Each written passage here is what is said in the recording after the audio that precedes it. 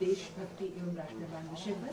अब हमारे बीच आ रही छत्तीसगढ़ से मिस आकांक्षा मिश्रा। मैं आकांक्षा मिश्रा छत्तीसगढ़ के साथ साथ समूचे भारत का प्रतिनिधित्व करते हुए आज के विषय में अपना मत रखना चाहूंगी। आजादी की लौ तो 1857 में ही जल चुकी थी, जो मशाल बनकर 1947 में हमारे देश को आजाद कराया। आजादी के पूर्व देशभक्ति के मायने कुछ और हुआ करते थे और आजादी के बाद कुछ और हुआ करते हैं। मैं नहीं मानती कि राष्ट्रगान के 52 सेकंड में सिर्फ खड़े हो जाना या वंदे मातरम, भारत माता की जय के जोरों शोरों से नारे लगाना देशभक्ति है। अगर आप कहेंगे कि साल में 2 बार हाथ में तिरंगा ले लेना देशभक्ति है, तो मैं पूछना चाहूंगी कि फुटपाथ में रहने वाला वो बच्चा ट्रैफिक की छांव में नंगे पांव में जब तिरंगा बेच रहा होता है, तो क्या उसे आप उसकी देशभक्ति कहेंगे? ये उसकी देशभक्ति नहीं बल्कि उसकी पेट की भूख की शक्ति है जो उसे ऐसा करने पर मजबूर करती है। क्या हमारा राष्ट्रवाद इतना संकीर्ण है जो क्रिकेट के मैदान से लेकर सिनेमा घर में बजने वाले राष्ट्रगान तक सीमित है? नहीं, राष्ट्रवाद से भी ऊपर उठकर जो भाव मन में आता है वो है देशभक्ति।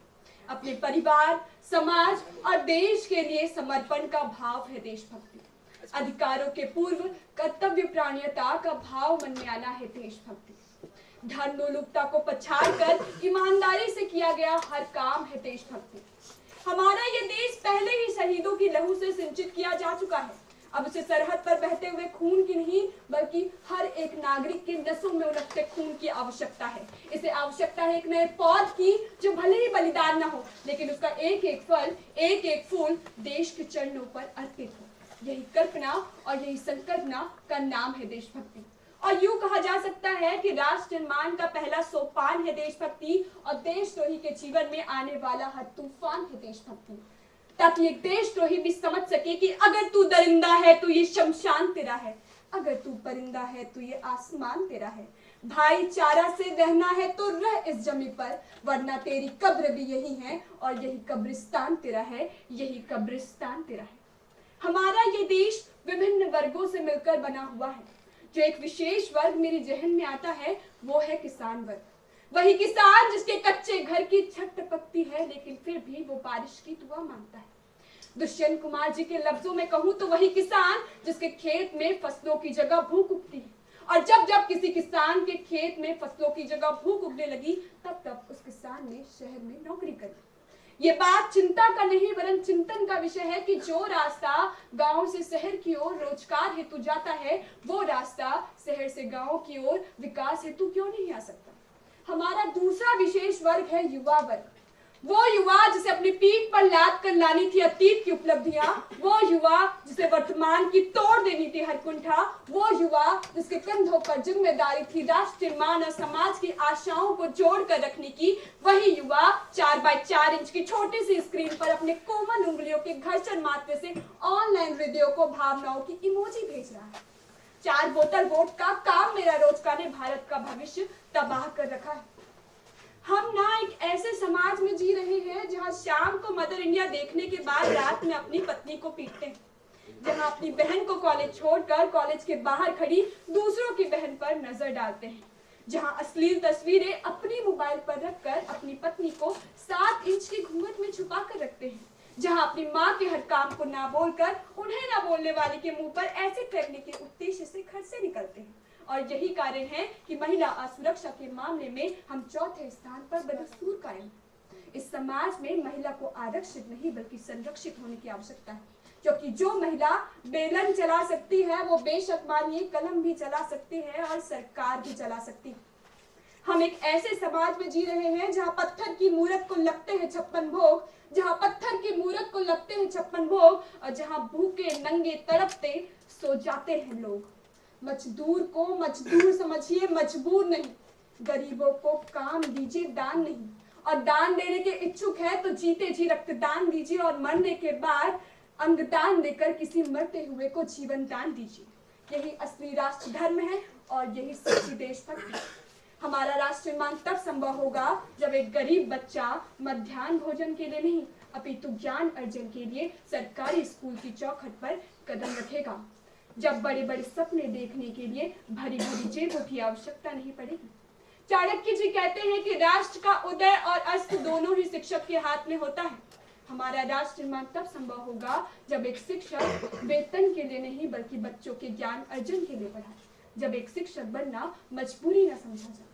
बात करें हमारे देश की शिक्षा प्रणाली की, तो जब हमें एक अच्छे अभियंता की आवश्यकता थी तब हमने इंडियन इंस्टीट्यूट ऑफ टेक्नोलॉजी का गठन किया। जब हमें एक अच्छे डॉक्टर की आवश्यकता थी तो हमने एम्स का गठन किया। तो जब सदियों से हमें एक अच्छे राजनेता की आवश्यकता है तो हमने अब तक इंडियन इंस्टीट्यूट ऑफ पॉलिटिक्स का गठन क्यों नहीं किया। जैसे हमारे प्राण बचाने के लिए एक अच्छे डॉक्टर की आवश्यकता है तो देश के प्राण और लोकतंत्र की सेहत हम एक अयोग्य के हाथों कैसे सौंप देते हैं। राजनीति से मुझे परहेज नहीं वरन राज करने की नीति से ऐतराज है। चुना हुआ उम्मीदवार जनता के लिए राजा नहीं बल्कि जनता का सेवक होता है, जो जनता की हर समस्याओं का निदान कर सके। दुष्यंत कुमार जी के लफ्जों में कहूं तो हमारे राजनेता तो कुछ इस तरह हमारी समस्याओं का निदान करते हैं कि पहले आंखें फोड़ देते हैं फिर चश्मे दान करते हैं। अब मुझे तकलीफ तो तब होती है जब हमारी भोली भाली जनता उनके कर्म और विचार देखकर नहीं बल्कि उनके धर्म, पार्टी और प्रचार देखकर उन्हें वोट करती है। हमारा राष्ट्र निर्माण तब संभव होगा जब एक पार्टी विरोधी पार्टी की नीतियों का विरोध करने से पहले उनको सफल बनाने में उनका सहयोग करेगी, जब संसद में लड़कर नहीं बल्कि नीतियों को समझकर फैसले लिए जाएंगे, जब राजनीति को खेल और खेल में राजनीति नहीं देखी जाएगी। लोकतंत्र की आत्मा कहे जाने वाला मीडिया, अखबार और समाचार हमारे लोकतंत्र को इन्हीं आंखों से देखा, जाना, समझा और परखा जाता है। लेकिन अफसोस तो मुझे तब होता है जब एक विशेष मुद्दा सुबह की चाय की चुस्की के साथ शुरू तो होता है लेकिन अगले ही दिन पुराना अखबार हो जाता है, जहां एक विशेष मुद्दे की डेडलाइन हो जाती है और किसी चर्चित व्यक्ति की छींकती हेडलाइन हो जाती है, जहां शाम के 6 बजे इस बात पर चर्चा हो रही होती है कि साईं बाबा हिंदू है या मुस्लिम। हमारा राष्ट्र निर्माण तब संभव होगा जब मीडिया अन्याय के खिलाफ मजबूती से आवाज उठाएगा, जब किसी भी सरकारी नीति की वाहवाही या विरोध करने से पहले उनका आकलन और अवलोकन करना जनता को सिखा पाएगा। हम ऐसे समाज में जी रहे हैं जहां हम ये समझ नहीं पाते कि हम गंगा को पूजित कर रहे हैं या प्रदूषित कर रहे हैं। याद रखिए कि हमारा राष्ट्र धर्म एक ही बात कहता है, वो तुम्हें हिंदू कहेंगे तो तुम्हें मुसलमान कहेंगे लेकिन तुम्हें भारतीय होने पर अड़िग रहना है।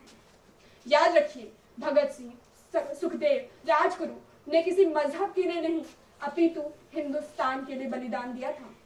हमारा राष्ट्र निर्माण तब संभव होगा जब दिए मंदिर में नहीं बल्कि हर घर में ज्ञान की रोशनी फैल पाएगी, जहां चादर मस्जिद में नहीं बल्कि हर सर्द बदन को उठाई जाएगी, जहां शांति केवल चर्च में नहीं बल्कि 2 भाइयों के बीच भी नजर आएगी।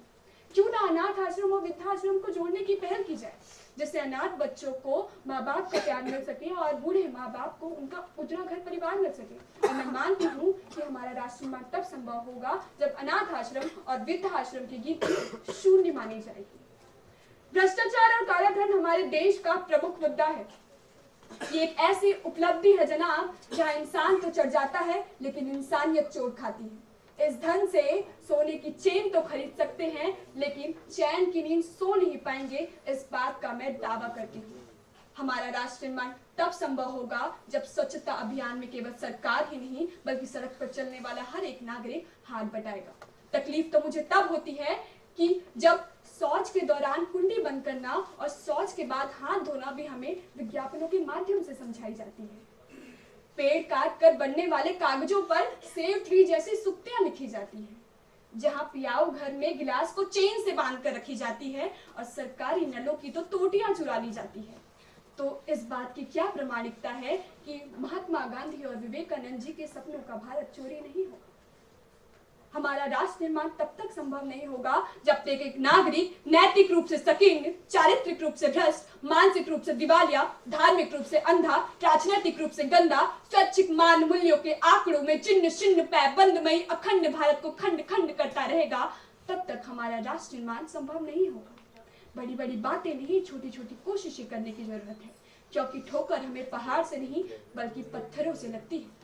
अंत में मैं बस इतना ही कहना चाहूंगी कि क्या होगा असमानताओं की लकीरें खींचकर, क्या होगा असमानताओं की लकीरें खींचकर, चलो करे राष्ट्र निर्माण इसे देशभक्ति से सींचकर। कुछ नहीं होगा मेरा मन से यहाँ चीख कर, कुछ नहीं होगा मेरा मन से यहाँ चीख कर, चलो करे राष्ट्र निर्माण दूसरों से सीख कर, दूसरों से सीख कर। मेरी वाणी पर जरूर कीजिएगा विचार। मैं अपनी वाणी को विराम देती हूँ। नमस्कार।